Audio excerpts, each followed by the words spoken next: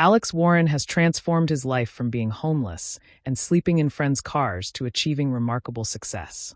He is currently riding high as his song Ordinary, which he wrote for his wife Kouvr after their wedding last year, has reached #1 in 6 countries. In addition, he has 2 more tracks in the UK Top 40, and his UK tour has been upgraded to venues with a capacity of 5,000 due to overwhelming demand. Backstage at the Hammersmith Apollo, the California-based singer is charmingly and humbly astonished by his rapid rise to fame. "This is all happening so fast," he shares. "I wrote Ordinary just 3 months ago. I'm honestly amazed." However, the 24-year-old's success didn't come out of nowhere. He is one of the co-founders of the Hype House, a collaborative TikTok group that lived and worked together in the Los Angeles hills, guiding millions of teenagers through the pandemic. It would be easy to dismiss him as just another social media influencer trying to enter the music scene, a label he is aware of and ready to confront. "I've seen many TikTokers make music without any real substance behind it. It was just something they decided to try," he explains. "But I wanted to write about genuine experiences. No one else can perform my songs. I don't take other people's demos. This is all my work." A quick look at his music catalog supports his claims. Warren's pop anthems are strikingly honest, often reflecting his difficult childhood and his fairy tale relationship with Kouvr.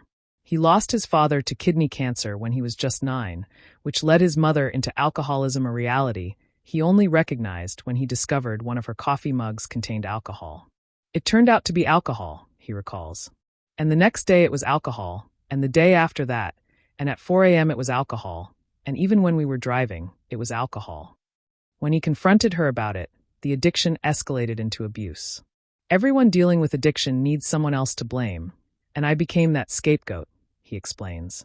At 18, she threw him out, leaving him broke and homeless.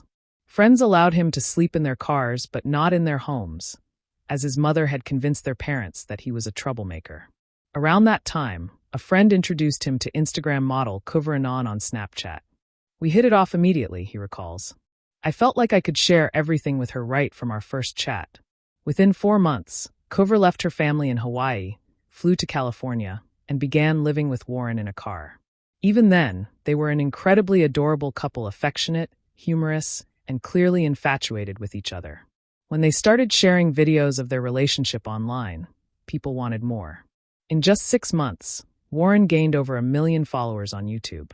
Along with the prank videos he created with friends, he amassed a large enough audience to start earning income.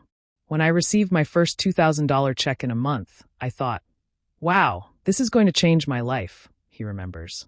Part of that money went into establishing the Hype House in 2019.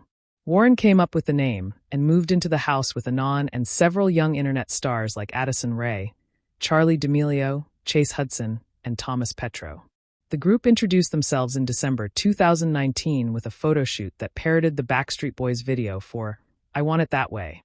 By the end of the day, the hashtag Hype House was trending, and the mansion quickly became a hub for viral videos. The venture thrived during the lockdown, but as individual members signed TV contracts or grew weary of the increasing demands for content, it began to unravel. Warren and Anon departed in 2022, expressing a wish to move on to the next chapter of their lives. Since then, rumors have circulated about drama behind the scenes at the house, with some members hinting at exploitation and mistreatment. There were disagreements, Warren shared on the Zach Sang Show in 2023. But many of us signed NDAs, so no one will discuss it. However, he channeled his frustrations into music. "How do you sleep at night?" he sings in the emotionally charged song Burning Down, which is reportedly aimed at one of the Hype House's co-founders. It leaves a lasting scar when someone you considered a friend shows you how cold the truth can be. Warren claims he never profited from the Hype House. What it did provide him was a built-in audience for his music. "I think that's quite rare," he states. "Typically, when someone transitions from social media to music, they lose that fan base. But I believe many people watched my YouTube videos because they were going through tough times and needed an escape. So when I started making music about my struggles, I think they connected with it even more." Warren had aspirations of a music career long before he joined the Hype House. When TikTok was still known as music.ally, he even set up a secret account to share his music. "I was too scared to post on my main account because I feared failure," he shares. "As a child, I faced bullying for singing, participating in talent shows, and dedicating songs to my fifth-grade girlfriend, you know? So I decided to use a random account I created, and I recorded myself singing while sitting on the toilet to show that I wasn't taking it too seriously. The next day, I woke up to find I had 10 million views.